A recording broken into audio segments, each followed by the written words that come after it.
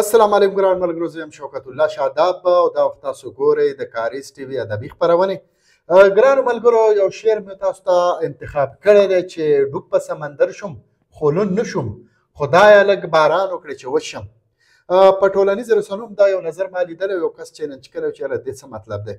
نو زه به د خپل فهم مطابق به دې تشریح وکړم او د دې مختلف ملګري مختلفې تشریح هم شي کولی. هر سړی د خپل علم مطابق او د فهم مطابق او د حالاتو مطابق د دې تشریح شي کولی.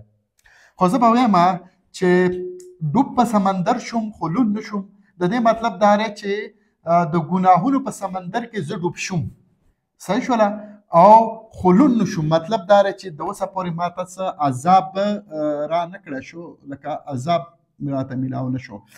اوس وایي چې خدایه لږ باران وکړي چې وشم، چې یا الله لږ باران وکړي مطلب دا دی رحم وکړي په من باندې، رحمت باران وکړي چې وشم مطلب څه وکړي چې د ګناهونو نه پاک شم. وچ کېدل پاک کېدل چې کله کپړه سړی وینځي او هغه پورې د هغې پاکېدل نه معلومېږي څو پورې چې وچ شوي دی. نو په دې ځای کې د شاعر مطلب دی چې د ګناهونو په یو لوی سمندر کې ډوب شوی یم، خو الله پاک لا تر اوسه مهربانه د عذاب یې نه دی راکړی، خو بیا هم د الله نه په امید ده چې یا الله یو د رحمت باران، یو د رحمت نظر را باندې وکړي چې زه وچم د ګناهونو نه پاک شم، داسې یو هدایت راته میلاو شي.